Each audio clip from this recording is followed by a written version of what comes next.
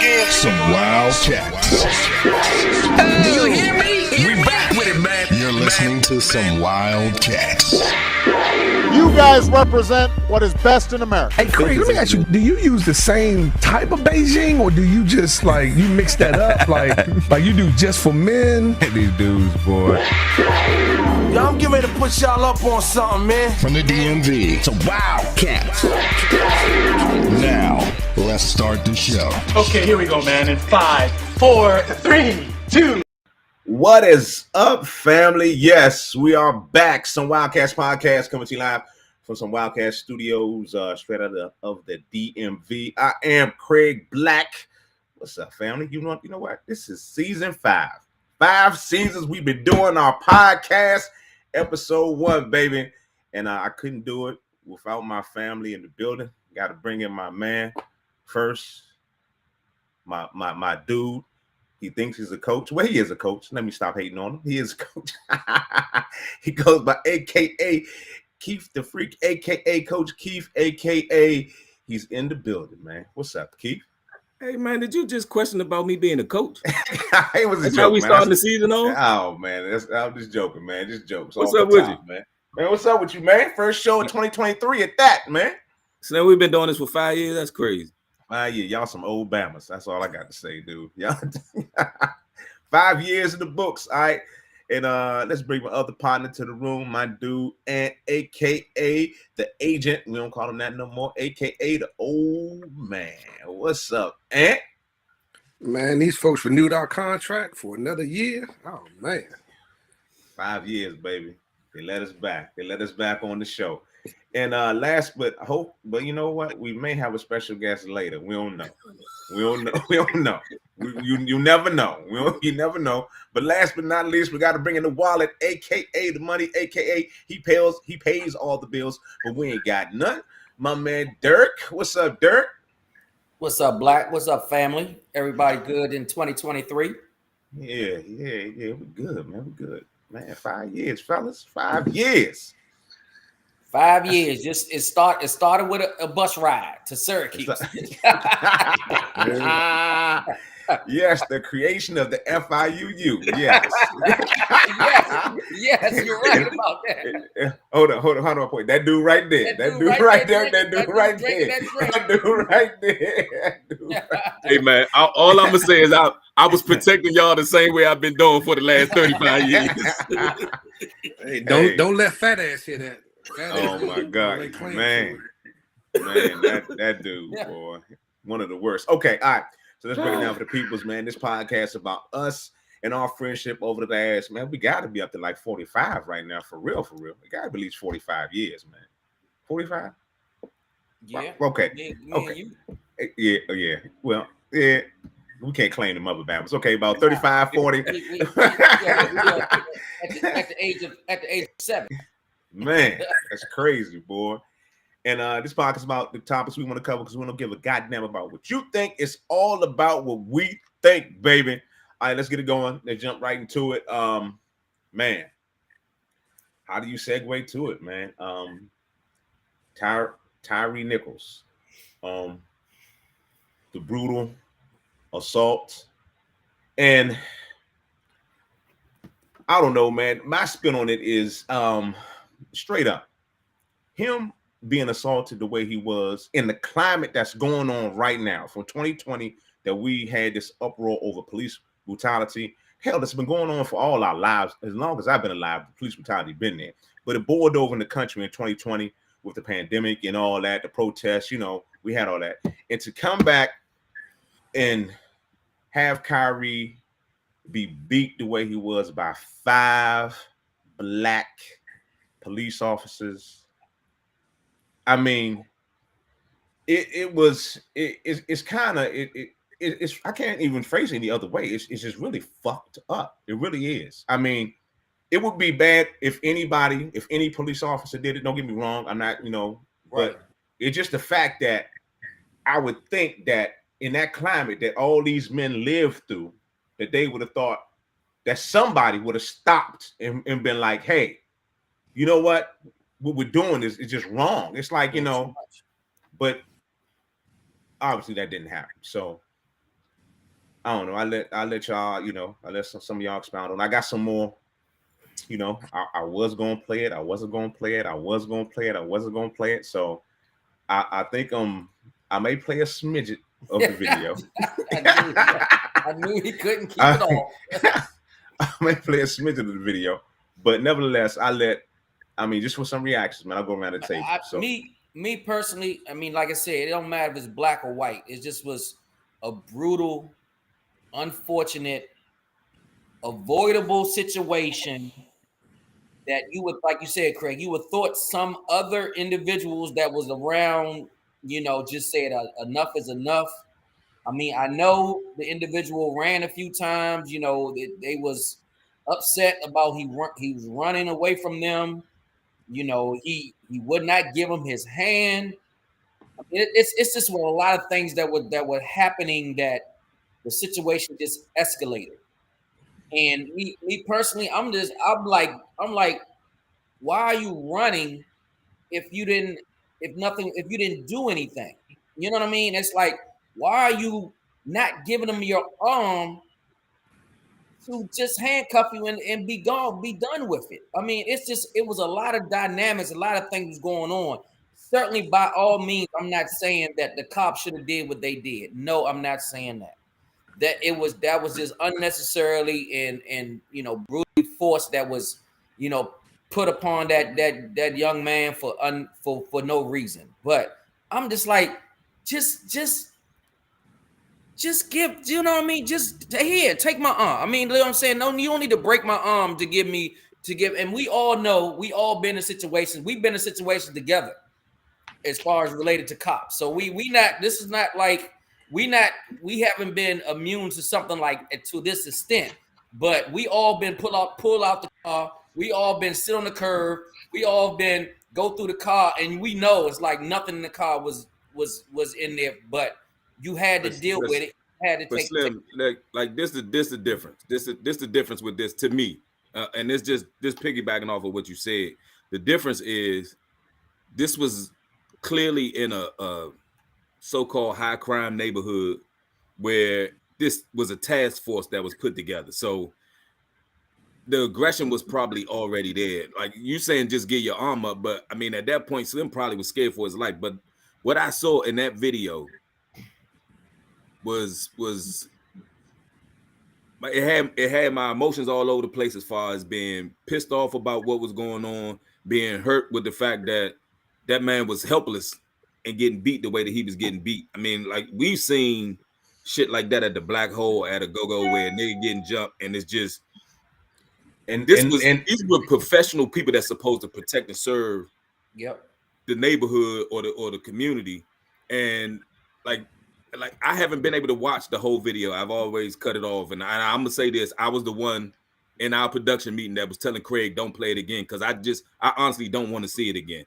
But the way that they was beating Slim, where his body was already limp, and they was still just kind of, the one dude was hitting him, and he was hitting him and knocking him in another direction, and he just kind of squaring up so he can get another shot on him. And it was just like, it was overkill, and for it to be coming from somebody that looked just like him, it's no explanation for it. It's no way to make sense out of what happened. But it's like they didn't even care. I mean, they had body cams.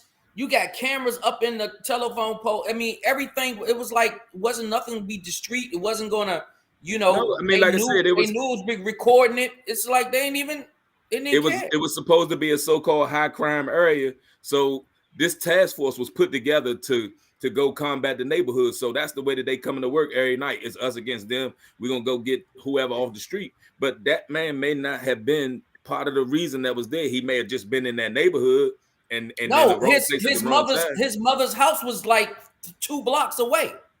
But his mother's house was right down the street. I was watching something on CNN today where they were saying that one of the dudes had only been on the force for 2 years, and he's on a specialized task force, and he's only a 2-year. I wouldn't even call him a veteran. In 2 years, he's still learning how to be a regular beat police officer. And now you going on this special unit that's supposed to stop whatever's going on in the neighborhood. I don't know, man. None of it made sense to me. But even that situation, if we go to like just some training day, just like the white guy was with Denzel, it's like you following the veterans. You know what I'm saying? You don't know what's going on. You I'm trying to get home to my family. Let me follow these guys, the veterans, to see how things supposed to transpire. None of those 5 guys were ever in any harm or in jeopardy of being harmed at all. Well, you know what, man? The thing that's probably even scarier right now, man, is that I think that a black person getting beat by the police is nobody surprised by that. Him getting beat by black men, I think that kind of took people back a little bit. But the problem I got is that I think we as a not just a black race or a white race or whatever, we just as people here in the United States have just become desensitized to this because it just happens so fucking frequently. And it just is the one thing I will say that's a little different than what we've seen in the past is that whoever his bosses, supervisors, man, whatever it was, they didn't hesitate to suspend and fire these guys and stuff. Yeah. Whereas before they had to figure out if they were going to indict them, and then if they indicted them, or if they did indict them and stuff, you got to go through a trial. Here, they fired them. You got to think back not too long ago, so far ago in the future, a year ago, dudes were still sitting home getting paid. And so we just as a community, and I know I'm just thinking, what's going to come out of this? This dude getting his ass beat for nothing. What's going to come out of this? And I hate to say that, it don't seem like anything's going to come out of it. But regardless of what comes out of it, it's not going to bring that man back. You know what I'm saying? Hey, let me go to the comments real quick. We got Lynn Brady's. She says, "Why weren't the first 2 officers included?" The white cop said he hoped they stomped his ass, and the first black officer was fighting him as well. I saw that. I didn't realize that it was more. It was 5 of them. I didn't realize it was, a white cop there as well. Black. The other thing that I saw about those other 2 cops were they were from a completely different jurisdiction. That was what was said on CNN today, that they were from a different jurisdiction. So they were there. I don't know if they were part of that task force or what, but they were from a different jurisdiction than those guys from Memphis. Also, another comment, Gabriel Burrows. Northwest, what's up, Gabriel? What's going on, man? He said the video was awful, probably the worst act of violence we've seen done to any man. Yeah. And just to hear this young man plead for his life and the end calling for his mother, it was heartbreaking. I agree, Gabe. I agree, man. I couldn't watch the whole thing. But fellas, the thing that really I'm fearful of, my son just started driving. He's 17 years old. And for him to come encounter with a cop right now, I'm scared. I'm telling him what the situation. I'm telling him to do what you have to do, give him your information. You know what I mean? The same thing that we was told to do when we was coming up. You know what I mean? It's like, but it's worse. And I fear for him leaving out the house and possibly not coming back home because of what? A traffic violation?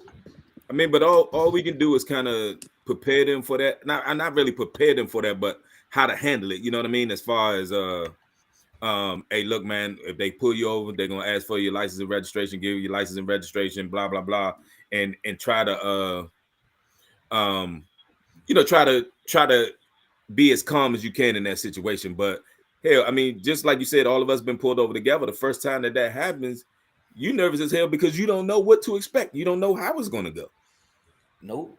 I mean, when we got pulled over, we were just fearful that hopefully they wouldn't plant something on us. You know, Hell that's yeah. We was worried about then getting beat up or something. This is different, man. It's different. It was like when we were young, and I ain't gonna lie, we was a lot more arrogant with it too. I mean, it was like, man, we were it was kind of reckless. It was because we were young, so it was like, what you pulling us over for? What you pulling? I know I ain't got nothing on me, so what the hell you messing with me for? It was that type of attitude, Exactly. What are you doing? Go find somebody that's really messing up and doing something, But I don't know. What I'm gonna do now, y'all, I'm gonna go ahead and I'm gonna I am. Yes, I am. It's a Wildcats podcast coming to you live from some Wildcat Studios straight out the DMV. We're live on Facebook, YouTube, Twitch, Twitter at some Wildcats, and we're talking about the Tyre Nichols. I don't think we need to show it. And we're gonna fly. And Keith does want to show. We're gonna show. I'm gonna cut it. I'm not gonna play. It's a long video. I don't think we need to see it. Everybody has seen it. They made a spectacle out of it. I'm gonna play a portion. We don't need to show it again. I'm gonna play a portion of it. Okay. Close your eyes for a second. That's insensitive, Craig. Close your eyes.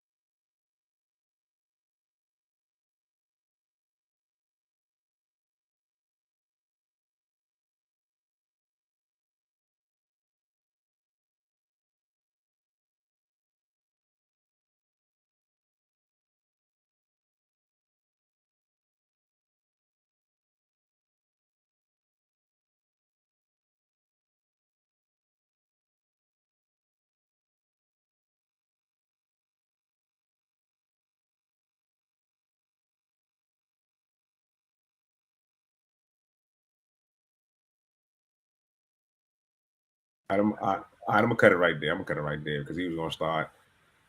They were gonna start wailing on him, and it was gonna get real ugly after that part. That was the actually long version of the video, without sound. But it's just what can you say? It's fucked up. That's what it is. And to go on a different side of this, Anthony, you mentioned that the black cops were actually fired immediately when this happened. You know, they weren't in other situations. They had to go do this research and find out whether, see the video and do all this, detective work before they fired anybody, put them on administrative leave. But the black cops were fired immediately. On the flip side of it, the way I see it is like, had that been 5 white cops that beat the black dude, this shit ain't a black and white thing. Listen. Can I finish my statement? Are you let me finish my statement? If had it been 5 white cops beating the black dude like that, would the protest been even greater? Because protests been going on, but it hasn't been like we experienced in 2020. The outrage, it goes back to the old adage. It's like the black on black crime, that old bullshit. We don't want to say nothing when it comes to in our hood and all that. We back off of it. We don't protest. We don't go crazy like that. But where was the jump off, the straight up in the city, in the streets, marching, right when this happened? You know what I'm saying? Where was the ignite that, you know what I'm saying? It's like, but Craig, that's kind of what that's the point. It's two sides. But Craig, that's the point that I was making, where we as a society have become desensitized to it, where it's just like, it's all like there's no surprise. It's almost like we expect it to happen. It's like, all right, who the police gonna beat up this week? But it's almost just like black on black crime, like we've been used to growing up over the years anyway. Like you said, Anthony, we get immune to it, which we shouldn't, because we shouldn't keep standing for it. We keep having these incidents that it shouldn't happen. It shouldn't happen for public safety. Protect the citizens. It's why. But what's crazy, man, is that in some, and I'm gonna step out here and make an assumption, in some police communities, like, this shit is okay with them. And the only issue that they got is that they get caught. Somebody has some cameras and they get caught.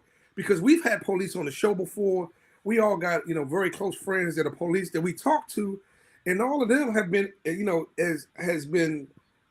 have been as up in arms in it as about us and stuff. And it just makes you wonder, how is this shit okay? Like, I'll be honest with you, y'all my boys, but if I see y'all beating somebody senseless, I gotta stop y'all. You know what I mean? Like, I just don't understand how you just let it go, let it go on. Yeah, just like it's 5 of them. Like But at one point in time, but Anthony, you don't want to be considered like the outcaster. You know what I'm saying? It's that community. It's they have to come together. I don't disagree with that. To be on the street, I got your back, you got my back, no matter what. To make sure I get home. But some of the things is just speak up and say that shit is wrong. I think like I said before, and what I heard on CNN today, it was more about them being on a task force that was out there to stop whatever was going on in this so-called high crime neighborhood. It wasn't so much that we've had guys come on here. Your man from St. Louis, the officer from St. Louis that you had come on with. My dude Clay Farmer, man. Clay, right. Yeah. He's saying that they know it's certain guys that they don't want to be associated with in the field, that they don't want to be around because they know how those guys go. And a lot of times, in most cases, and even when you see it in the city here, you got guys that's coming from Pennsylvania, coming from other little rural areas, coming down here to try to police people in the city. That we know you're not from here. We know you're not like us. We know you don't understand us. And all they doing is coming down here and be like, well, I'm the police. I'm gonna do what I'm gonna do. And that's why you have those neighborhoods that bump heads with them. And I think that was kind of the situation. I seriously doubt a lot of them were from that Memphis area. That neighborhood that they were supposed to be protecting. I seriously doubt it. And especially those cops that was from outside of that jurisdiction. Yeah. It's just a fuck. It's an all around terrible situation, man. One more comment. I got Tango Jackson. When a person calls for their mother and it doesn't jolt a motherfucker, damn. She said MF. It don't knock them out their zone. A motherfucker out of their zone. It's beyond a problem. No, sir. No way. Anyone can stand around and watch and let anyone participate in brutally harming someone. Yeah. Yeah. Yeah. Yeah. Well, Anthony hit me on the inbox in our private chat to move on. So so you listen to that, but you ain't listen to the other stuff. Nah, I ain't listen to other stuff, man. I played a portion of it. I didn't play you thought he wasn't gonna play that? The most gruesome part of it. Come on now. Some Wildcats podcast coming to you live from the Wildcat studio. Hey, we in season number 5, episode 1, the first show of 2023. And we're gonna switch gears. We're gonna change gears and try to bring the show back up a little bit. I was gonna go to Air Reed, but we're not gonna do that. We're gonna go a little bit higher. We're gonna come back down again. We're gonna go a little bit higher. Let's not go there. I guess you did learn something over 5 years. I'm proud of you, man. Come on. Let's go to the NFL. Oh, he gonna come back to it. I'm gonna come back to Air Reed. Let me see how you switch them gears. Man, shoot, we gotta bring it up. Let's talk about the NFL. And let's go to the conference championship games, NFC, the AFC championship games going down tomorrow. And you have at 3 p.m. the 49ers taking on Philadelphia on Fox. And then you have the Bengals taking on Kansas City at 6:30 p.m. So let's talk about it, man. What's going to happen tomorrow? Before we even get too deep into it, am I the only one that's irritated by the fact that the news outlets are speaking more about the team that fucking lost than to celebrate and prepare for the teams that won and getting them ready for like the next week? That shit is so irritating. Yeah, and I'm not even gonna get at that other team. No. Are you surprised? You can't be surprised about that though. Why can't I? It's always been like that's what they do all the time. Exactly. We shouldn't even be talking about it. But the shit is irritating. I just wanted to get that off my chest. It is, and that was kind of like what I was saying in our production meeting. That they put it all on that one particular quarterback, but you had other quarterbacks that played bad and lost games too. Well, we talking about the ones but I'm talking about the same ones. I'm talking about the ones that won. Let's those that too. Because again, you be talking about this dude next year. We talking about these other dudes next week. You know what I mean? Or this week. Like I don't want to keep talking about these folks, man. Like this, they Are you fucking talking wrong. are you talking about Dak Dak and the Cowboys? Is that what you're talking about right now? You wanted to talk about your mascot? You wanted to talk about your mascot or something? What you wanted to say? You ain't heard us say nothing about football since we lost. Look. We let me stop because we're doing exactly what I didn't want to do and talk right, about. Exactly. You brought it up. They lost. You brought it You're up. right. Over You're here. right. You're right. You brought it up. You are absolutely right. But let's talk about those Bengals, those Chiefs, those 49ers, and I can't even believe I'm saying. Let's talk about the Eagles. Let's talk about that shit. He was pissed off about talking about it, but he talked about it. Yeah, right. Exactly. He bring it up. If that wasn't some Craig Shield shit right there, and they gonna talk about it. They gonna talk about it Monday morning too. Some more. that was some Craig Black stuff right there, boy. God damn, boy. You could appreciate that, couldn't you? Hey, that was a beautiful thing, and I like that. You're right. new year, new blackness. That was beautiful, man. I like that. Hey, so let's talk about it, man. But all jokes aside, man, like I'm gonna start with the Bengals and the Chiefs. Yeah. Joe Burrow hasn't lost to Mahomes. Now, I don't never like to say a quarterback play against a quarterback because the quarterbacks play against the defense. But they make it seem like Mahomes is kind of like and rightfully so. He's been to 5 straight AFC Championship games, but Joe Burrow seemed to have his number, man, and they playing good ball right now. So I'm more that's for why, more that's so. why Keith I don't see him winning the 5th one. I just don't. I don't see them. Well, they didn't win it last year. I mean, the Bengals went to the Super Bowl last year. The Bengals won it last year. I know, but I mean, I don't see him win it. Hopefully, I mean, they can't. Hopefully that his ankle is still bothering him. I mean, you know what I'm saying? Yeah, but I mean, shit, he was healthy last year and didn't get him. So I mean, I'm looking forward to 2 good games tomorrow, and I think that's gonna be a good one. And then with the Eagles and the 49ers, both of them got 2 stingy defenses. I think the Eagles defense might be able to kind of confuse Purdy a little bit with him not having that much experience. But if I could have with having friends that are both Eagles fans and 49er fans, if I could have both of them tie or lose tomorrow, I'd be good. You talking about Troy and Greg? If I could have both of them lose, I'm gonna be real. If I could have both of them lose, it'll be peace and quiet. Nah, man, fuck that. I'd rather have Troy win than anything. Fuck that. Let's keep the man. only thing the Eagles got going for me is they coming out of NFC East.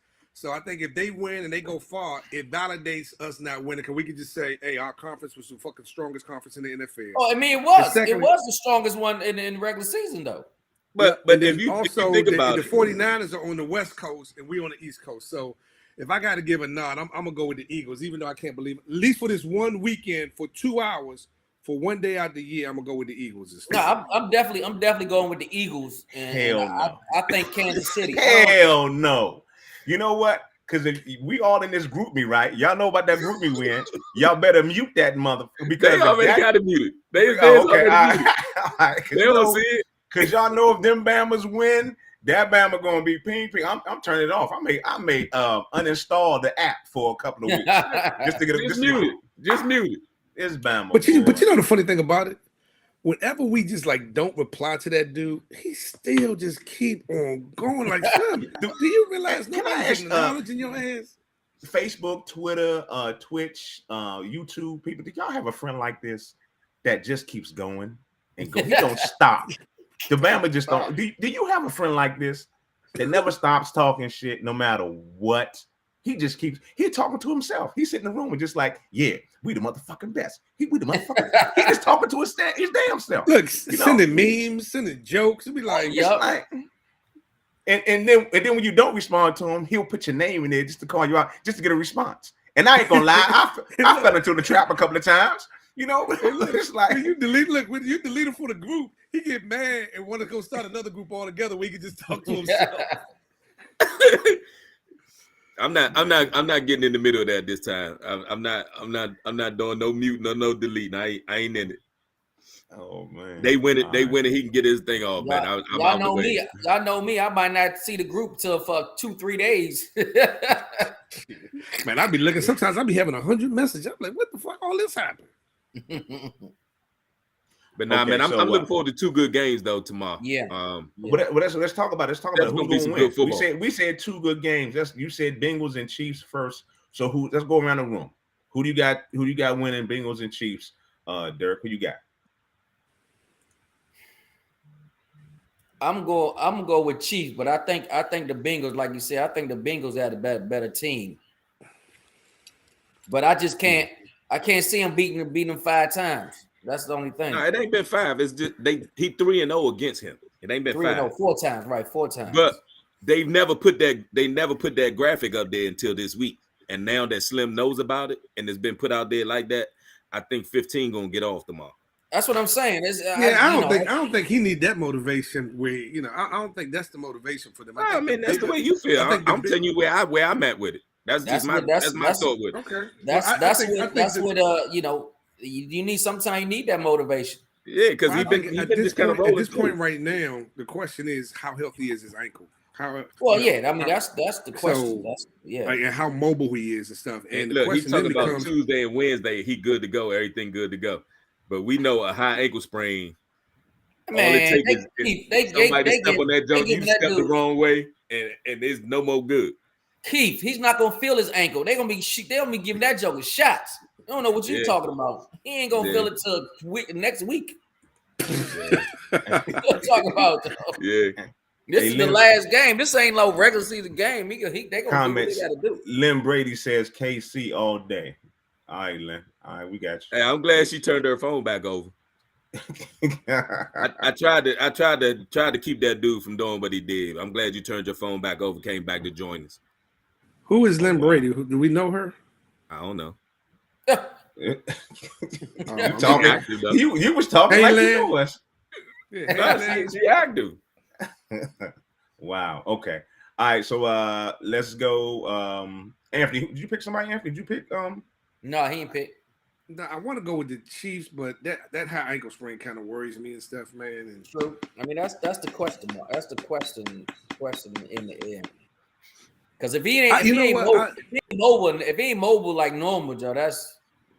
I'm gonna go with the Chief, and I'm gonna give him the Andy Reid effect and stuff, man. Like he's been there, and so I'm gonna go with the Chief and stuff. I like their experience and stuff. Thanks, Lynn. We love you too, darling. What she say? Okay, that's cool. Oh, she from St. Louis. Yeah. St. Louis. What's up, Lynn? Okay, St. Louis family. She from love the Lou. All right. Pause. I just said I love the Lou. What's wrong with that? That's a pause. I can't say love. You love Lou. Okay, no, you love Lou. I said the Lou. Say love Lou. I said you love Lou. He said love the Lou. I said the Lou. See, I said dudes on board. They try their best. All right, so Wildcats podcast. We talking NFL championship. Keith, you and Keith. Now, Keith already gave. Yeah, I said Kansas City. I think he's gonna get them. Oh, okay. Once they put that out there.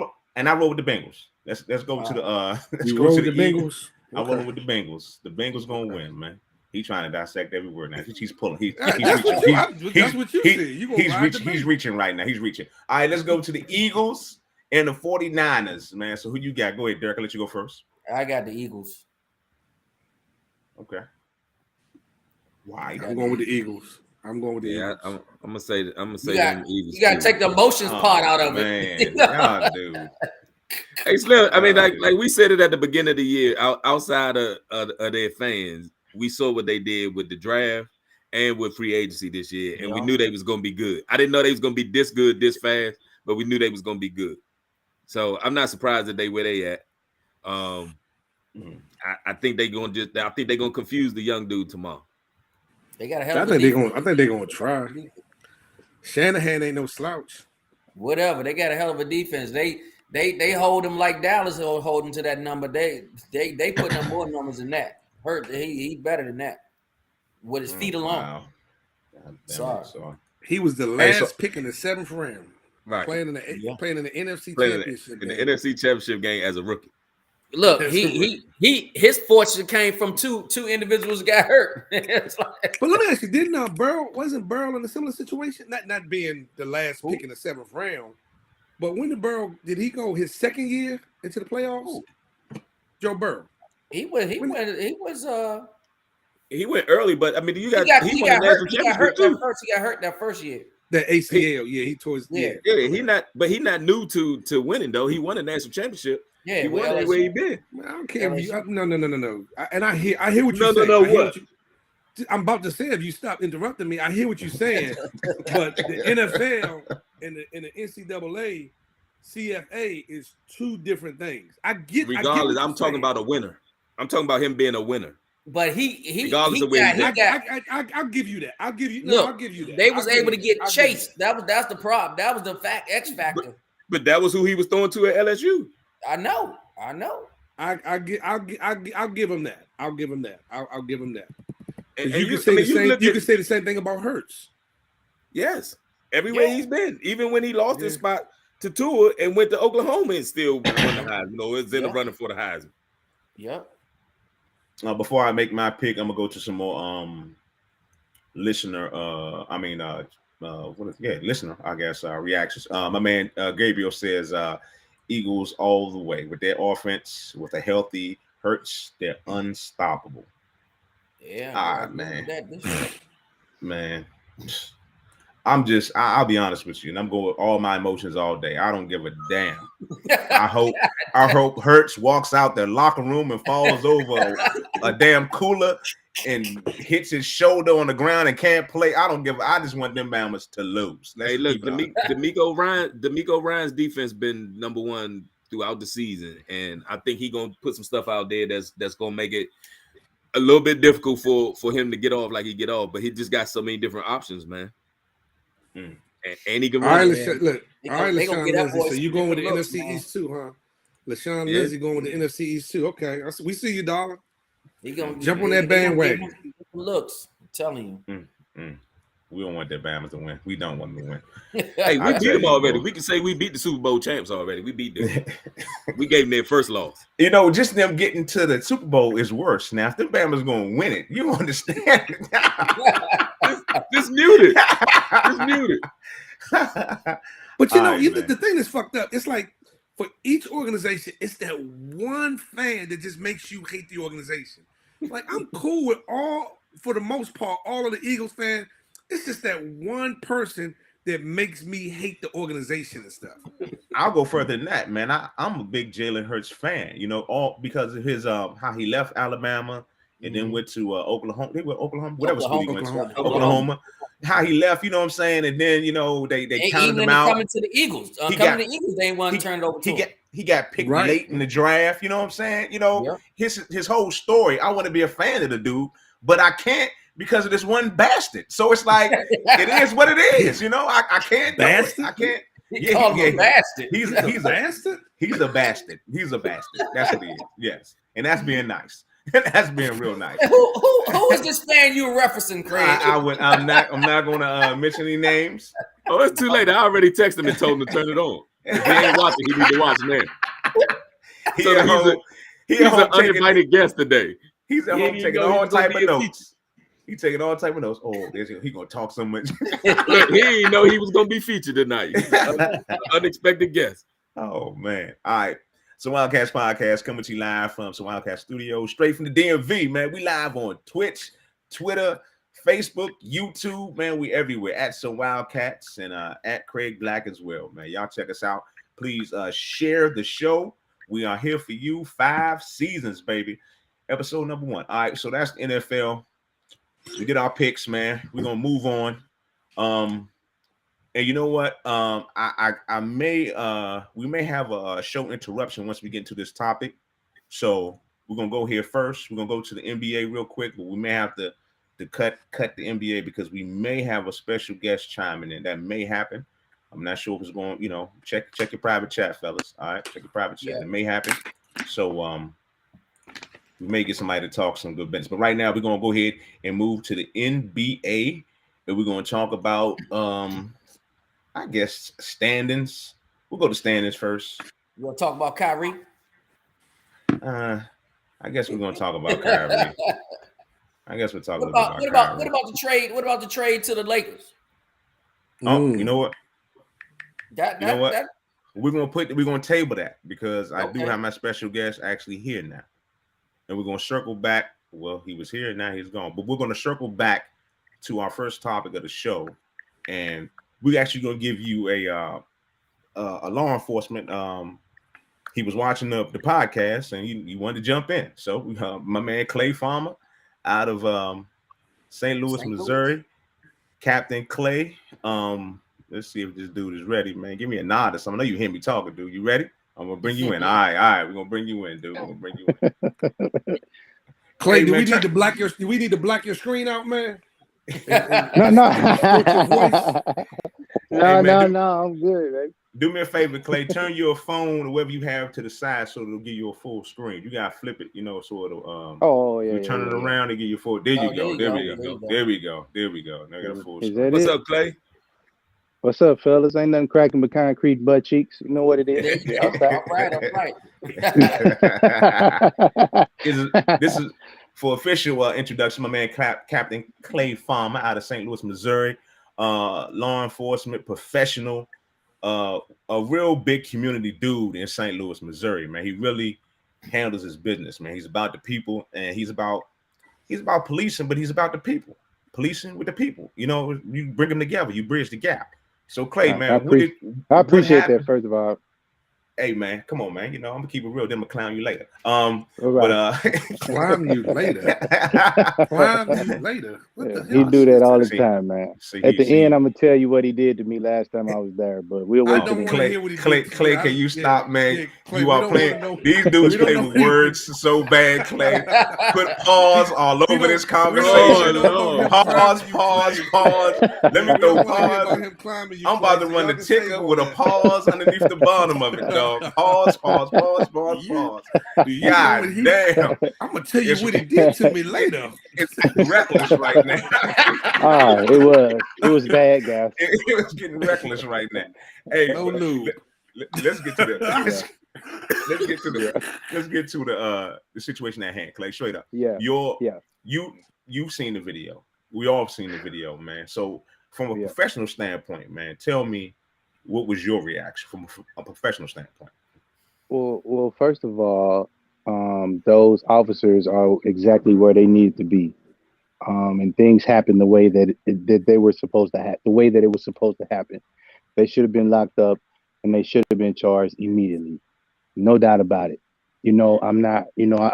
This is my 23rd year in law enforcement, but you know me, Craig. Right is right and wrong is wrong. Like I've screamed to the high heavens, man. If an officer does something wrong, he needs to be held accountable, just like we expect to hold the citizens accountable. And that's what people want. They want to be fair. They want to know that if this happens, they will be held accountable. So, one, I want to say that I commend the Memphis PD and the chief for acting so swiftly. I think that it prevented a lot of things, and I think that it showed transparency within that police department. But Clay, tell me something. Why do you think other law enforcement that was in that environment didn't speak up, didn't say this is wrong, didn't prevent them to continue to do what they do? Why do you think that no one else had the same, mindset that you do? I think that it can be related to culture, but I think that it also is an individual thing, right? So had I been there, or some of the guys and girls that I know, they wouldn't have went down like that, right? But unfortunately, it's the culture. So, you guys are big sports guys. I'm a big sports guy. And I always say the team takes on the characteristics of its coach, right? So if you allow certain things to happen, this is the way they play, right? And now it just, unfortunately, it cost that young man his life. And my condolences go out to him and his family. That just should not have happened. Yeah, and Clay. So, like I was saying earlier, and I was actually the one that brought your name up because I remember the last time you was on the show, how you talked about calling folks out when they out of line, and that you didn't want to work with certain people because you knew how they moved about when they were out in the street or what have you. So back to what you were saying about the state of the area that they were in. It sounded like, from what I listened to on CNN, that they were in some kind of specialized task force for this being a high crime area. So is is it normal? Is it normal for them to put those more reckless or more gung ho guys on those particular type of task force because you know that they're going to move a certain kind of way, or do you put vets there that can relate to the community, can see what's going on and recognize the situation before it gets out of hand? Well, I don't necessarily would ever think that they would put people there that are reckless. Like, you know what I mean? That's like, I'm not going to just put them in there because I know something may happen, right? But with that being said, different units, you put different people in. Again, to use that sports analogy, in certain times of the game, I'm going to sub this dude in because he's a better 3-point shooter or he's a better free throw shooter. So units like that, SWAT, you want to have the more aggressive guys, not reckless, but you got to have the more aggressive guys that want to go out there, that want to get the guns, that want to get the dope off the street. Because you have some guys that just come to work and be like, look, I'm gonna drive around, I don't see nothing, I don't want to say nothing. You got guys that'll drive around and say, hey, they ticket guys, like, I'm gonna load up on tickets a day. So they kind of put people according to their demeanor and their background. So most of the time, to your point though, it's a good mix. Sometimes they'll put the vets with the new folks because the new folks need to get that experience. Yep. But if you're a go-getter, they're gonna put you out there and let you go do your thing. Yeah, that's where good supervision comes in. You have to have a strong supervisor to be able to pull their coattail, right? Or you may have to sub them out the game. Come on over here, man. Let me holler at you. Like this ain't this ain't what we do. Let me ask you this real quick. When you yes, sir, because your department right now is on the periphery of this. You guys get, I guess, the benefit of seeing these law enforcement agencies going through this. Do you guys have internal meetings after you see some of this and say, all right, we see this, this is how we're going to prevent this from happening in our jurisdiction, in our, like, does it just be like, yeah, they messed up and got caught? Absolutely committed was getting caught.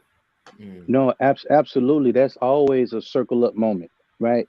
But on the back end, we're doing things to prevent things like this from happening, right? So when these happen, we go back and say, hey, what are we doing here? What do we need to do here? It's kind of like polishing up on what we're doing. A lot of things that we've implemented, I think that is great. It's called CALIA. And that's like the international accreditation for police departments.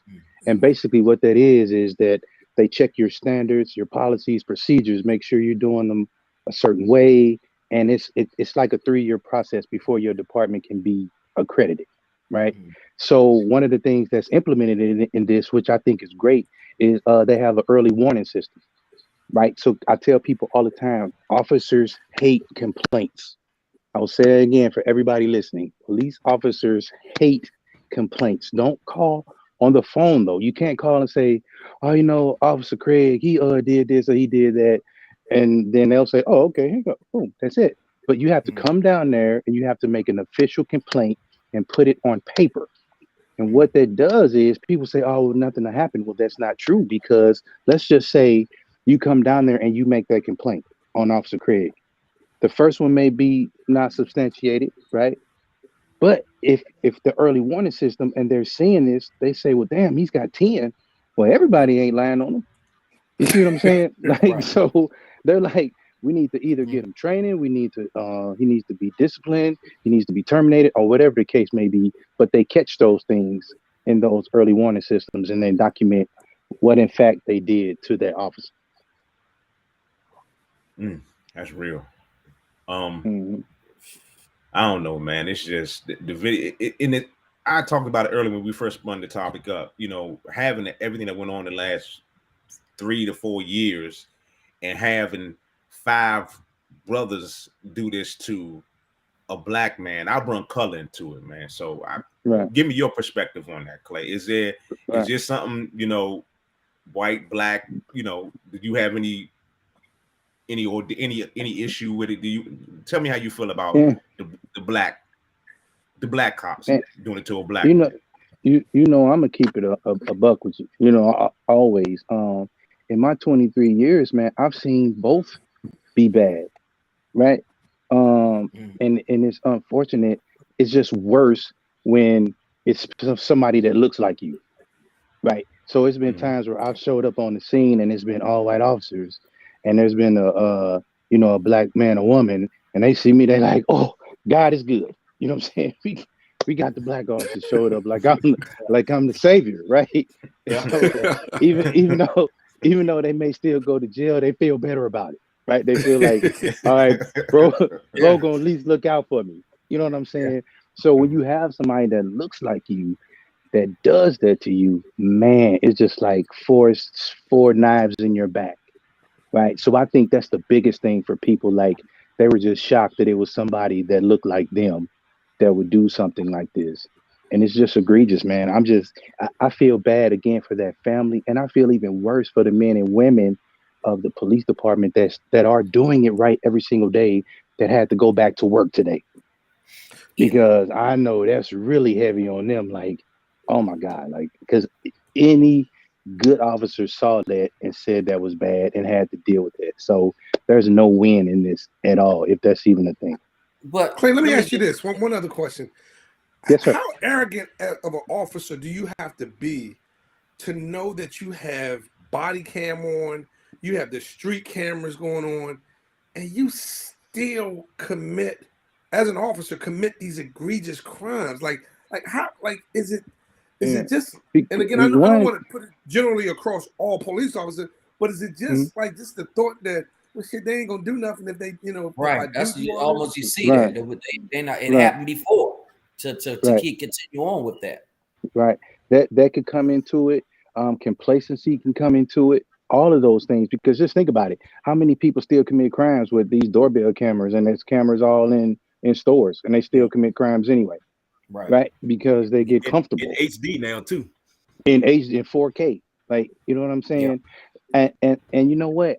This is my personal. This is just Captain Farmer's personal. Seeing that video, that looked like it was something personal. That looked like it was something like, I've seen this dude before. Me or this dude had beef before, and I finally got my time to shine. That's the way it looked to me. That didn't look like a random, we just gonna whoop dude. Like, let's just get him out here and whoop him. That it seemed that way. Again, I can't confirm that. I'm just saying, looking at that, it looked like that was something personal that just went way too far. And that's not excusing it or anything. I'm just saying that looked like it was something like, yeah, bro, I've been waiting to put my hands on you. And unfortunately, again, it cost him his life. Clay, I mean, and we, like you said before, you saw they moved swiftly on firing these officers. They was five black officers, but we've seen in the past where have been white officers, and we talking about months and months, and we have videos and we have everything in place, and you get to a certain point where they trying to cover things up, or it's prolonged. Why do you think they move so swiftly to move get into action to get him? Do you think to get in front of it, or because they were black? Well, you know what? It's funny that you asked me that, because we were in a meeting earlier and we talked about this very thing. And to me, I could see both sides of it. And I hate using sides, right? But I see both perspectives, where the people outside looking in are like, this is crazy, right? This has happened before. These white officers, it took them 2 or 3 months to charge them, if they even charge them at all. But these black officers, they threw them up. I mean, they locked them up, threw away the key that fast, right? Yep. Yeah. So to me, us as law enforcement, we're trying to change this culture, right? And unfortunately, well, I don't say unfortunately, this time it just happened to be black officers, because you have to look at it like this. Say the Memphis PD didn't move swiftly, that they did put this off, then that releasing of that video would have been a lot different.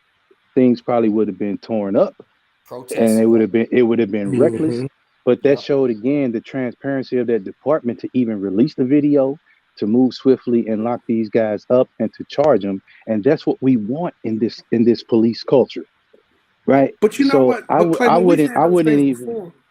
I just when we've had like these situations before, it's as though the police union stopped the video from coming out. They stopped it. So was the police union with the police department, in agreements with the police department on this particular? And you may not have this information, But I'm looking because all this, it's the same script. The only thing that's right now is the characters are different. It's black cops now. Yeah. I'm not back really. to Rodney King. Rodney King video was all out there and getting brutally beaten. And what happened? But I'm sorry. Go ahead. No, I was going to say I'm not really sure that the unions can stop the video from being shown. I know that a lot of departments have adopted models where whether they think it's a clean shoot or a bad shoot, they're going to at least release the video within like 21 days or something like that to show the public that we are working on it, blah, blah, blah. I know within our office, I know there was a particular case where it was a young man lost his life. We showed the video to the family, of course, and we had planned on releasing the video, but the mother of the deceased said, you know, she said, the only thing I ask of you guys is that I understand that, you know, there's not going to be any charges in this. I've seen the video. I just ask you all to not release it because I don't want to see my baby getting shot over and over and over again. And Prosecutor Bell said, absolutely, I will not release this video because of that very reason. And he didn't care about what the public or anybody else thought because it's about the family at that moment. I know people want to know and they want to see, but it's really about the family, right? When they lose a loved one, that's first and foremost. So he respected her wishes and we did not release it, not because we were trying to hide anything, but we respected the mother's wishes.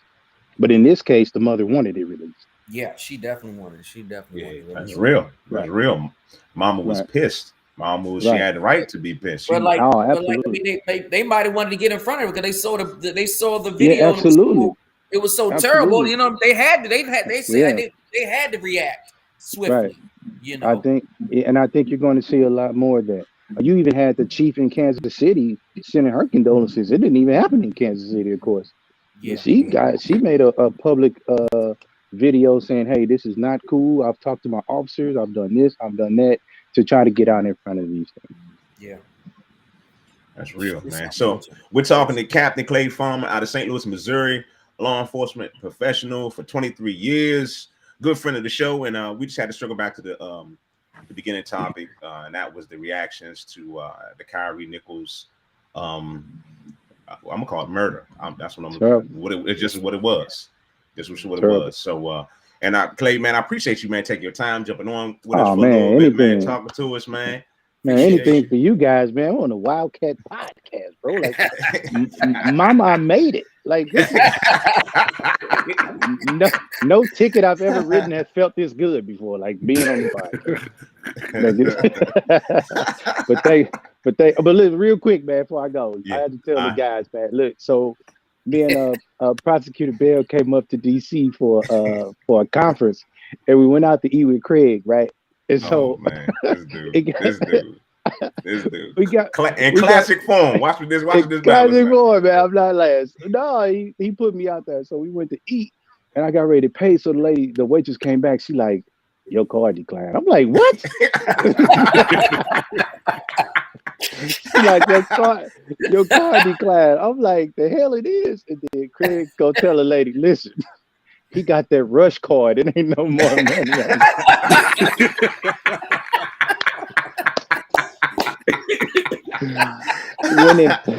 when in fact, I just forgot to tell my bank I was going out of town. But that's all. Yeah, that happens. Hey, Clay, I bet you he didn't offer to pay that bill though, did he? Hey, tell him, Clay. I gotta say, he did. Tell him, Clay. He held his boy down, and I got some cake. I had threw some cake on that. Hey, well, look, he's gonna do it. He was showing off for you being out of town because we would have sure been sitting there trying to wash some dishes. No, but the question is, would he been washing dishes to the carryout? Well, see, I did. Now, see, that was the problem. What he wanted for payment. And then I wasn't with that. I don't know. We ain't doing that. I don't know. We ain't doing that. All right, Clay. It's glad to have you on here, man. You gotta go, man. You gotta go, man.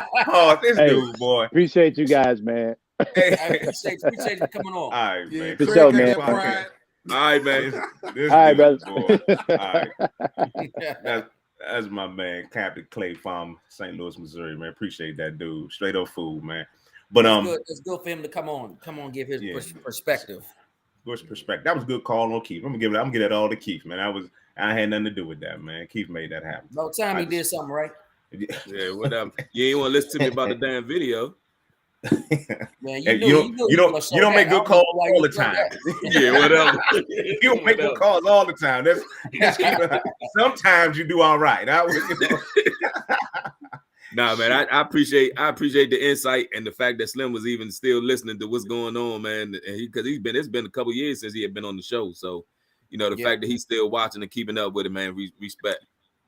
All right, yep. So we back, man. So Wildcats Podcast, season 5, episode 1. So we're gonna switch gears. We're gonna go back into go back to the NBA.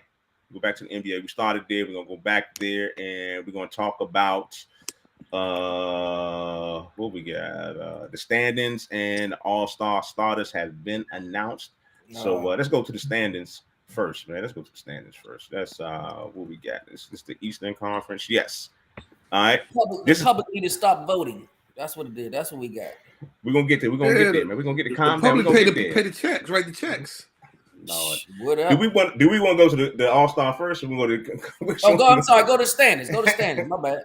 This is as of last night. The standings in the Eastern Conference. You got Boston sitting at 35-15. You got them 76ers at 31-16.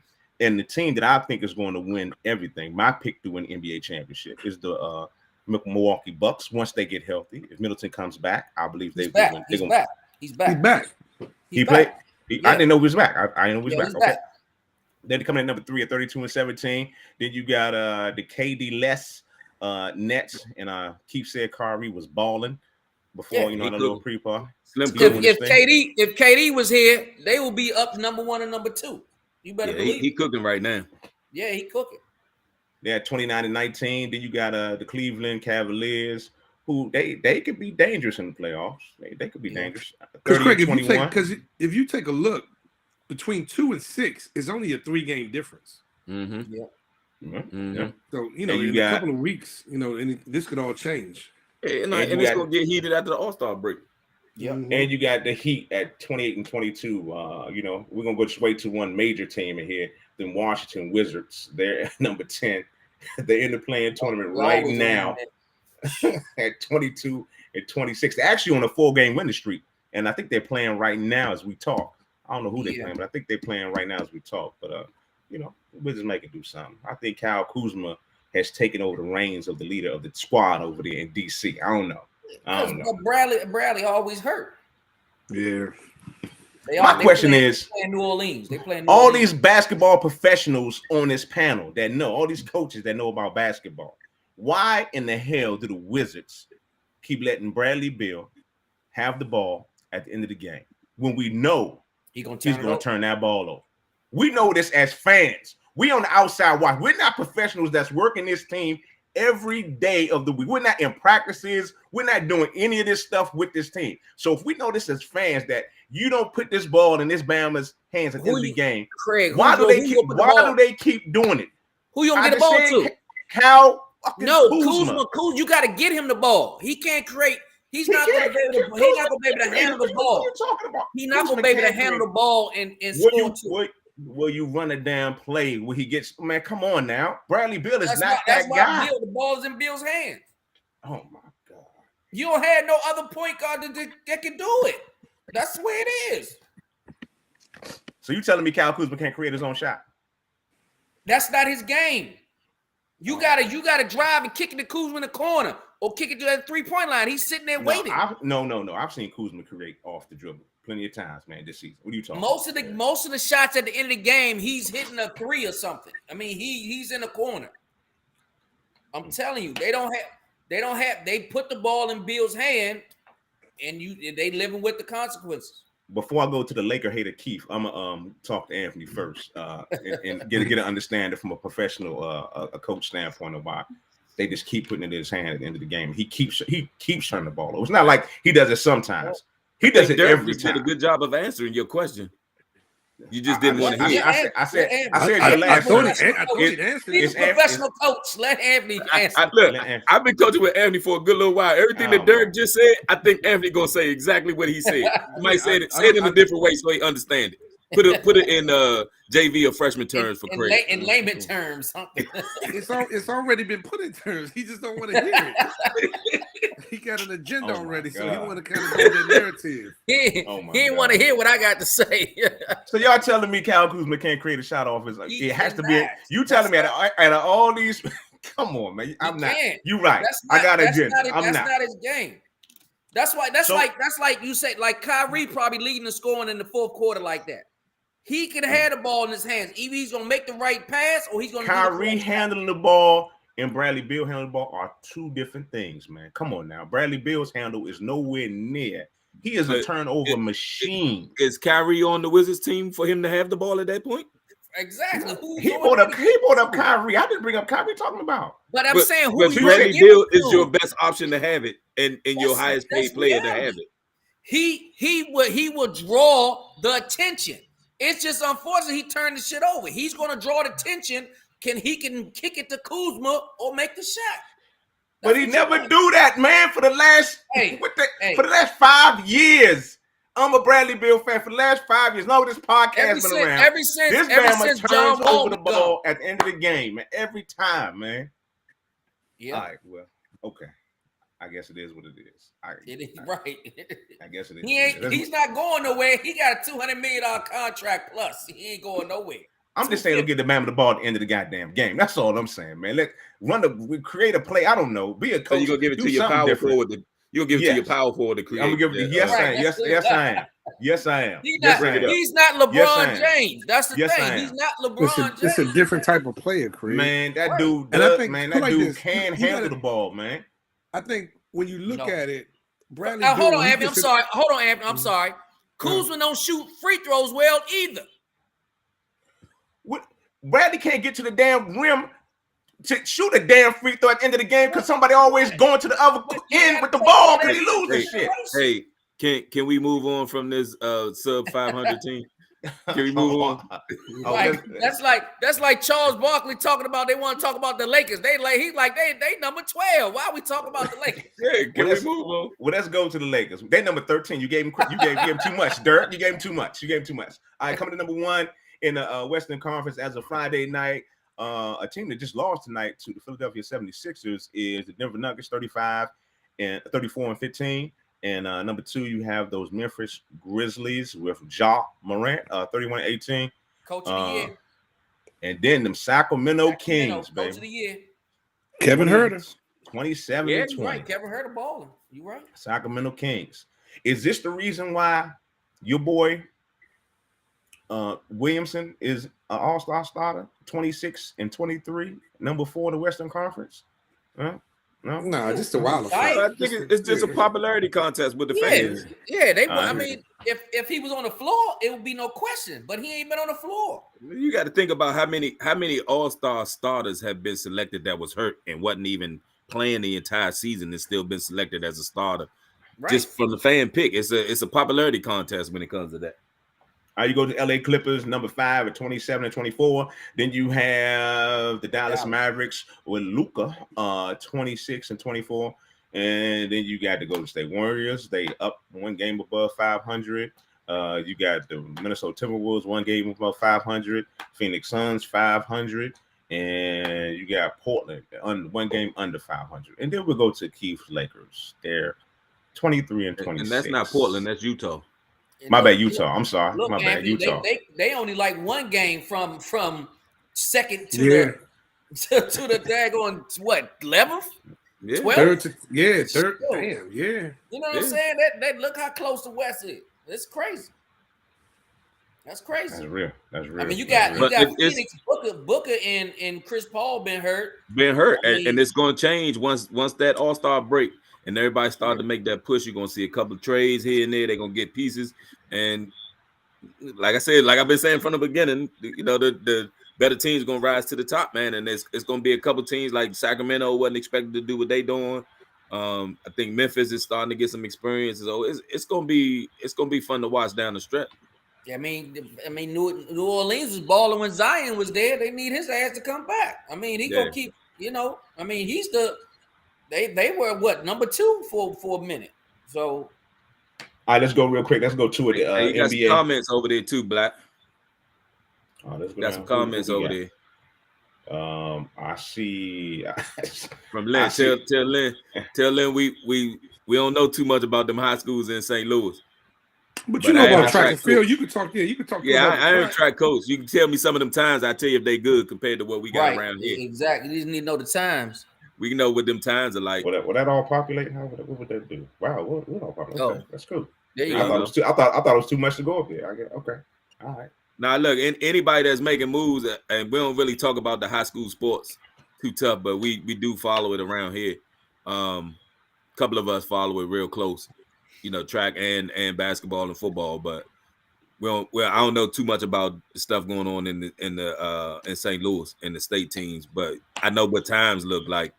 If you want to tell me what their times look like, yeah. Go ahead, Lynn. Send us some times, man. All right, let's move on. You definitely can tell about the times. Let's go to the NBA All-Star starters, the selections. West Coast will start there first. We'll go to the captain of the team, which is LeBron James, 19 times an All-Star. And then you got Steph Curry 9 times. You got the Joker 5 times, Luka Doncic 4 times, and Zion Williams. Nat. Now, I don't see how Ja was snubbed on this as a starter. Yep. I don't see that. Yeah. It's like you said, but it's a popularity. It's a popularity contest. But I'm just talking about as far as being a snub. Them and Joel Embiid on the Eastern side too. That's crazy. It is crazy. I can't see why Josh should be there. You're right. Embiid, there's no way. It was like that. It was the hype machine created behind. It was a hype machine created around. Did you see what he did to Jokic today? You said he had 49 or something. He gave like 46 or something crazy, and Jokic only had 24. But head to head, he kind of showed who was who head to head today. All right, we go to the Eastern Conference starters, starting with their captain, the Greek freak, Giannis Antetokounmpo. 7 times a starter. Then we go to Kevin Durant, 13 times a starter. Then Kyrie Irving, 8 times a starter. Then you have the young Jason Tatum and Donovan Mitchell, 4-time starters. And that is a good look. That's a real good look. So somebody mentioned Embiid. But who do you take off? Yeah, Mitchell. Yeah. If I had to take somebody off, I take Mitchell off. He started off hot in the beginning. I mean, you know what I'm saying? I would have to take off Mitchell then. Yeah, but put up that. Cleveland was doing what he was doing before he got there. Put up the stat for the Eastern Conference real quick, Craig. They like what, number 5 or 6? What you mean? The standing for the Eastern Conference. They like 5. They go 5. They number 5. Yeah, they number 5.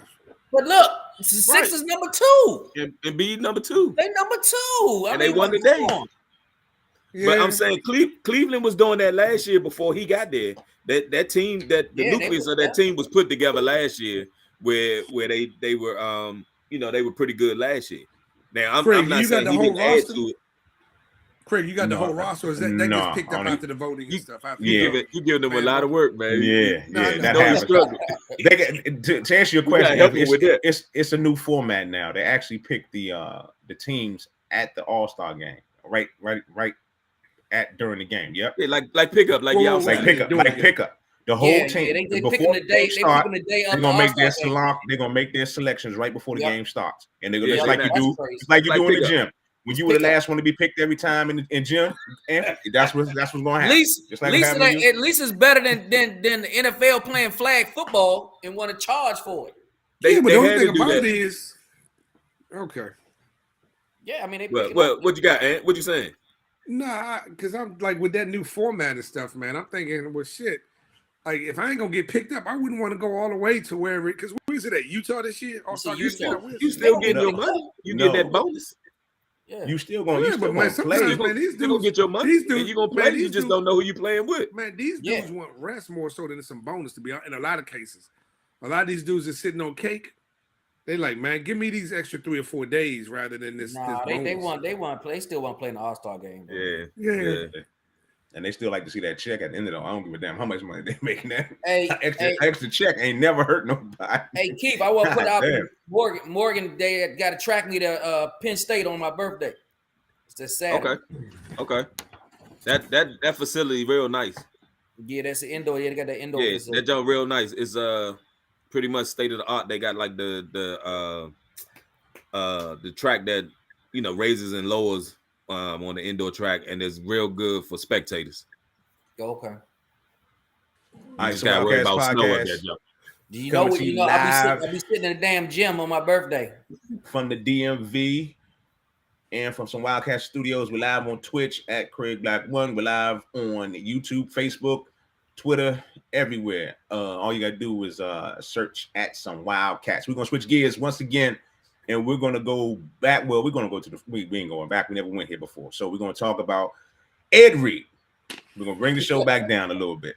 We're gonna talk about Ed Reed and his times at Bethune-Cookman University. Well, the short-lived time at Bethune-Cookman.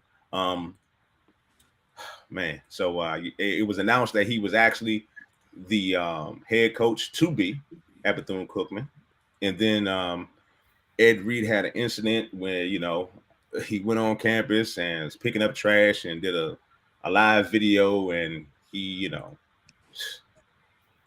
I just think Ed Reed got in his feelings, man. He got in his feelings real deep, and he really doesn't. From a professional standpoint, he doesn't have any media, or he doesn't have any cut cards. He doesn't have to train. He doesn't know how to articulate in a calm way his displeasure or his dislike. But when you can't bash somebody that you're trying to work for before you even sign the contract. That's what happened. You never signed off on the contract, but you're gonna go live and bash them. I mean, from a standpoint, you can see how mad they would be. You're like, hey, you just dogged us out to everybody across this nation, and you didn't give us a chance. You came and talked to us first, and then let's go through it. So Bethune-Cookman,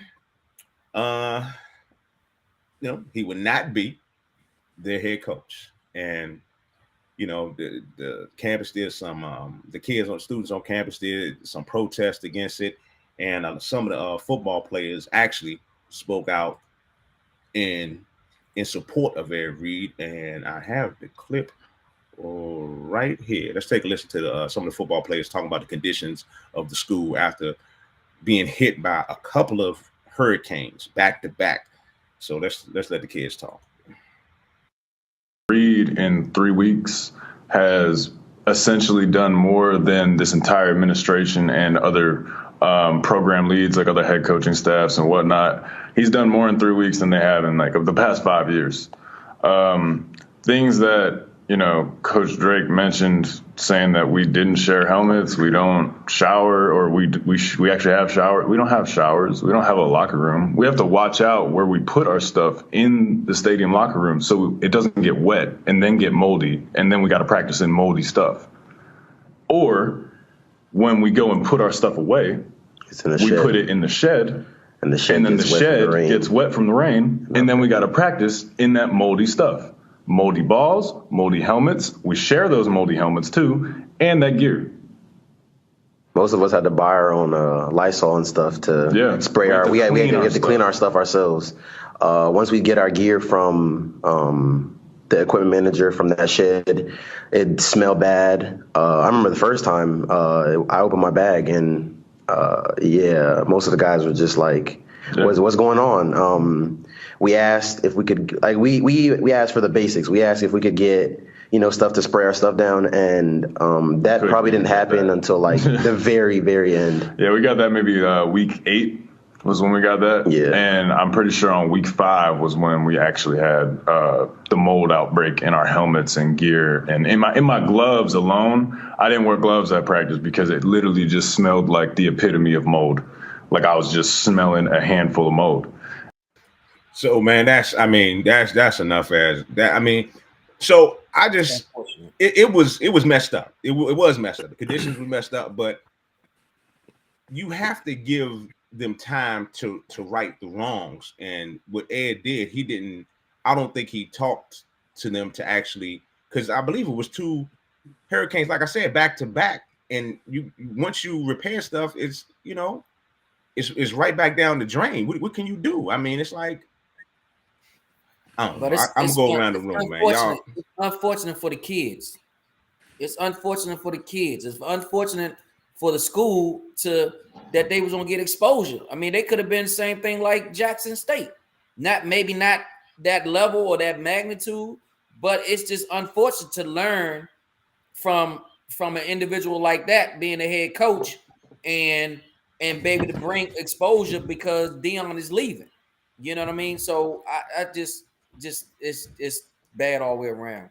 And see, you saying that you don't make a comment like that before you get the before you actually get the job. But I mean, when are you supposed to say it? I mean, he saw what he was facing, what he was looking at. I've never heard of a high school team sharing helmets, let alone a college team, a Division I college team having to share equipment or buy their own equipment as a Division I team playing in a major conference. But the fact that he was passionate about it, he was the reasons why he took the job and why he was making that connection with the kids and all of that. It was similar to what Dion was saying about what he's facing with the administration. Yeah, that everybody doesn't get a chance to see. And so now he's seeing exactly what, another example of what Dion was saying, and just trying to figure out the best way to go about cleaning it up and giving his folks a chance to at least have a solid foundation going into the season. Yeah, I agree that Ed Reed probably shouldn't have jumped on social media and then just start. Yeah, and that the way he handled it, yes. You got to put like this, considering the fact that he hadn't signed a contract yet.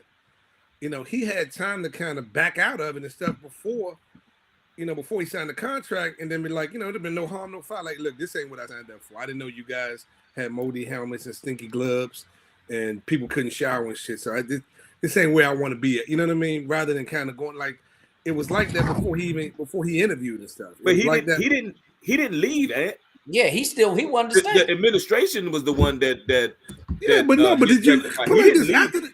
No. He still wanted to be there. After he sat in that golf cart and gave that tirade he gave, you couldn't keep that guy. You couldn't keep Ed Reed as a coach. No, but your comments that you were saying was sounding like he could have left beforehand, and it was like he still didn't want to leave even after seeing what was there. He still didn't want to leave. He was committed to those kids. Keith, I understand what you said about them not being able to keep him. I get that. Yeah. Once he jumped out there like that, it's no way that they were going to be able to control anything that he said as a football coach. Why they couldn't keep him, man? I mean, he it ain't like he was saying anything that was wrong. I mean, they could have came with another press conference or something and cleaned it up. I mean, he could have came back live and made it happen. They basically said that Ed Reed was informed of all of the initiatives and the financial budget that they were putting to rectify the problems and the issues that they had. Yeah, and he knew what they were going to do to try to rectify it and stuff, and he still just put them on blast. And it's just like like this. I'm going to. They say one thing verbally until you go down there and see the conditions. Imagine this. Exactly. Imagine this. I'm interviewing with Popeyes, right? And before they say they hiring me, I'm like, I go on social media, man. That motherfucker got rats big as cats. Man, they trying to get a motherfucker to work 12 hours in a 20, like I do. But look, like, I can't but how many people we done seen came back with an apology? Right. I mean, that's what I mean. I still think you think Ed Reed should have came back with an apology? He could have. He did come back and apologize for him making the comment on social media, but it didn't change his stance of what was what. He agreed that it was the wrong situation that he put it out there that way. But I think when you go down and you've been told everything that it was going to be one way, and then you get down there and you see that even the stuff that you told me you're going to do is not going to do it. No, the actual president of the university. And don't get me wrong, I don't got a dog in the fight, so I don't care one way or another. But the president of the university got on Roland Martin's show and basically said Ed knew exactly where we were and what our plans were to rectify all of these issues. And despite that, he got on social media and basically blew up the spot. It's just like I don't think you could have. I don't think you could have brought him on with. But going back to what I said though, and like even though you saying what the president said, he knew, and he told him this and he told him that, and I see A, B, and C is outlined as what's going to happen. When I get down there and see what it physically is and what it actually is, I know right away that A, B, and C ain't going to get it. And I think that was the situation, and they caught him off guard. But do you go on social media? No, you go and on that's social what media and blow up. That's why I say he's wrong, where he went off of his emotions and he jumped on the phone and he did a Craig Black and talked about everything that's going on. He was frustrated. He was frustrated. He was I'm around here. What do you mean do a Craig Black in there? Yeah, he did a Craig Black. All this is just foreshadowing as to what's going to potentially happen and stuff. Because you got to think, I got to appease this alumni. And they're gonna be like, well, you knew this dude was a hothead. You knew this. You saw the potential for this explosion to happen. And when it does happen, and don't get me wrong, it was going to happen in the future with Ed Reed. It was going to happen. Where they came back. Huh? They came back and talked about, like, it was a follow-up to Roland Martin's interview about those same football players that they had interviewed. It was a follow-up to that, where Roland Martin was talking about, everything that was going on. The kids were talking. It was a 15-minute like interview with those kids again, talking about how some of the stuff that they were saying was a lie, as far as like the president or the not the alumni board, but it was a couple people that was supposed to be in position that they were saying they never saw them on campus. They all the stuff that they were saying was going to happen wasn't what was actually happening, and they had never seen this guy before who was an interim in this position. And I sent it to Craig earlier, but it's I had to send it to y'all after everything is over, and I may attach it on Facebook so that you can kind of follow up and see what else was said behind the students and what was actually happening. But Anthony, who you think gonna want the job now? You're not gonna get a figure and a person like that first and foremost. No, but let's be real. They got bigger fish to fry, because if we talk about the athletics, you can imagine that the academics is some shit. Well, I don't disagree with that.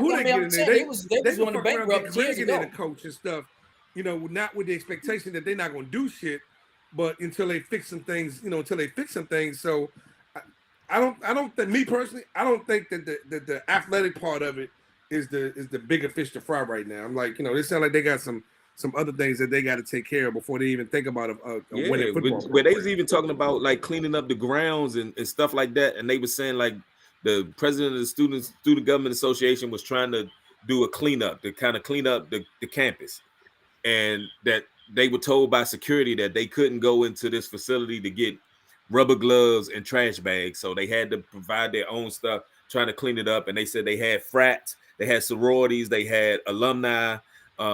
Everybody was out there, a part that was basically a part of the Bethune-Cookman community helping with this cleanup. Mm-hmm. But not one staff member, not anybody from the administration, not this interim president who claims that he walks the campus every day and knows, the vibe of the campus at this point.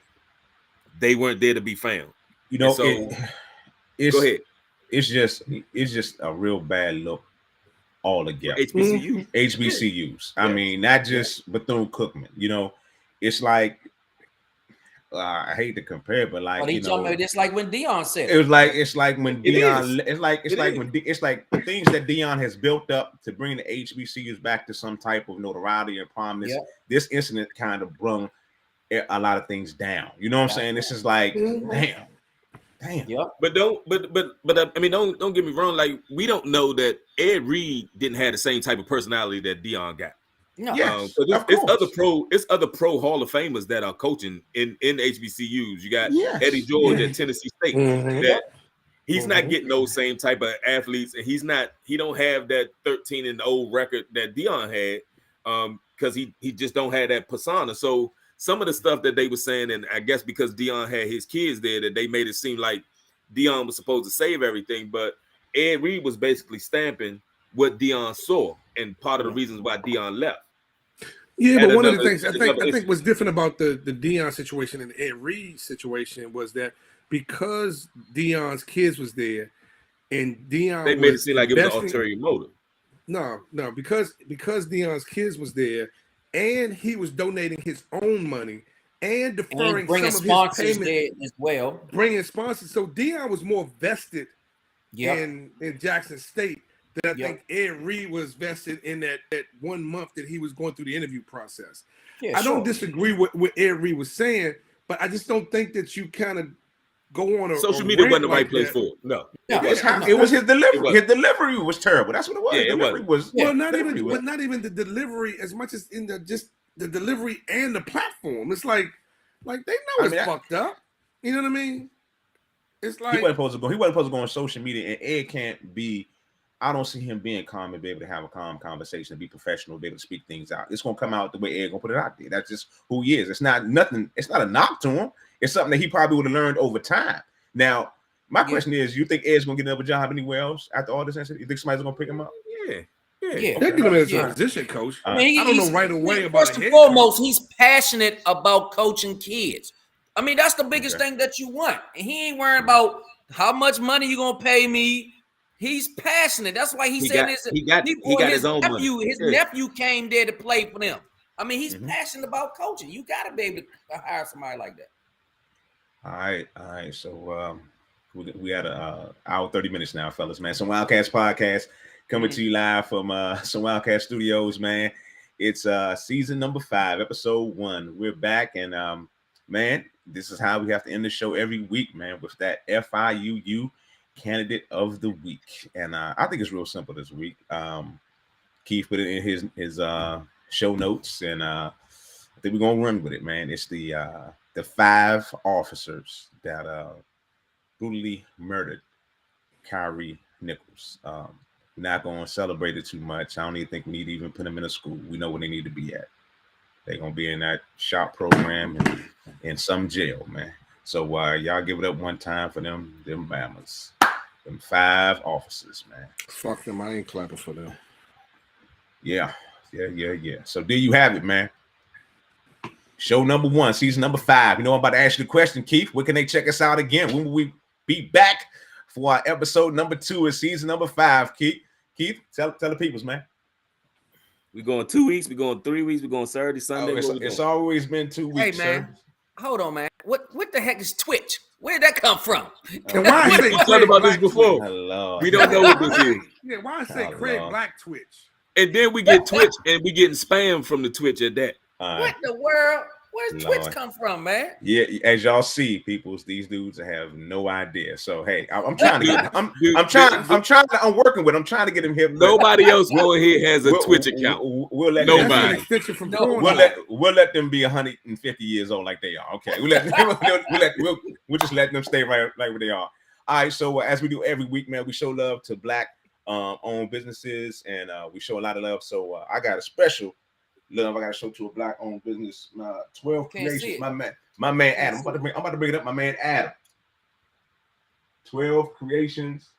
He made this plaque for my foundation, my program, Community Cuts for Kids, and he does this. He has a lot. It's something coming. I got something special coming for the fellas too. Adam Reed. My man Adam Reed, man. Okay. Adam, man, Adam Reed hooked it up. Community Cuts for Kids. 2023 is coming.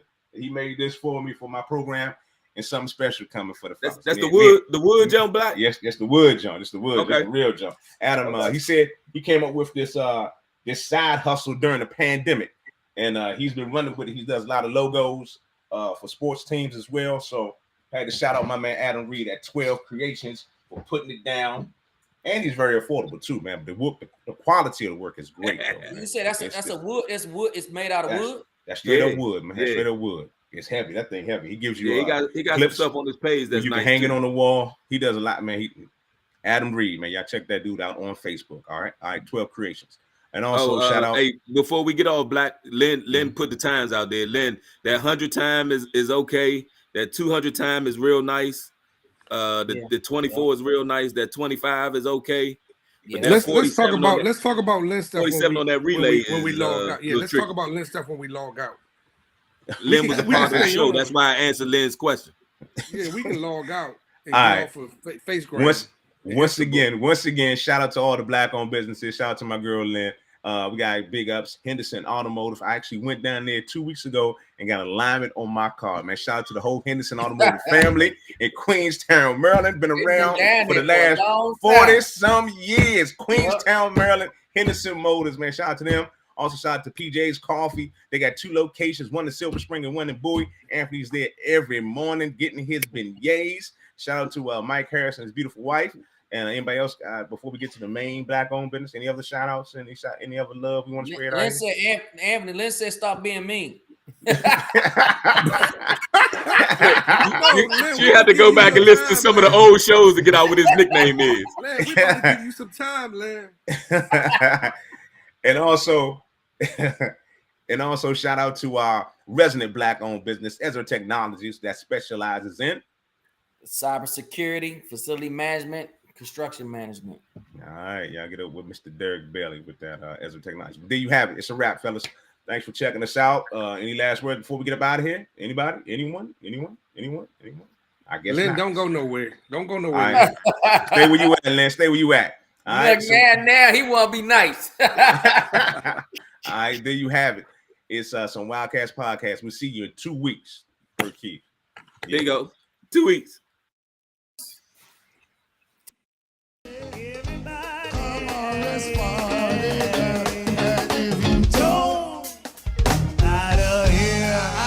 I said, now if you don't